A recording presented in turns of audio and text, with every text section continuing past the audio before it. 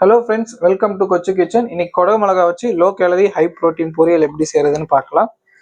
அதுக்கு ஒரு கடாயில் கொஞ்சம் ஆயில் ஊற்றிருக்கேன். லைட்டாக நம்ம கடுகு போட்டுடலாம். கடுகு போட்டுனதுமே 2 வெங்காயம் எடுத்துருக்கேன், ஆட் பண்ணிடலாம்.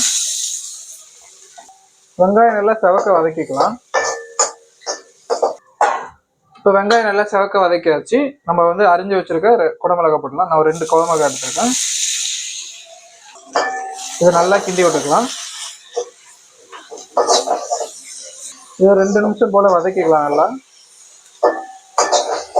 இப்போ 2 நிமிஷம் போல வதக்கியாச்சு. நம்ம ஒரு 1/4 ஸ்பூன் உப்பு எடுத்துருக்கோம், அதை ஆட் பண்ணிடலாம். ஆட் பண்ணிட்டு ஒரு 5 நிமிஷம் போல நம்ம இதை வதக்கி விட்டுடலாம். இப்போ இது நல்லா வதங்கிச்சு. இது வெந்துச்சா நம்ம எடுத்து பார்த்துக்கலாம்.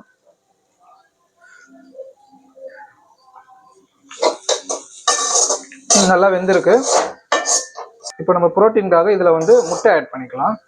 இன்னைக்கு நான் 3 முட்டை எடுத்திருக்கேன். நம்ம உடச்சி ஊற்றிடலாம் முட்டையை.